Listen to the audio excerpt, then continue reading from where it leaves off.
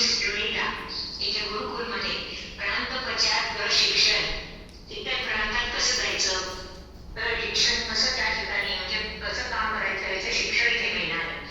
तर आपल्यापैकी 55 पैकी जे लोक प्रांत प्रचारात जायला तयार असतात इतर प्रांतात, तिथे काय हिंदी आणि इंग्लिश भाषा चालते, त्यांना ते येतं, त्यांनी या प्रचार प्रशिक्षणाला यावं.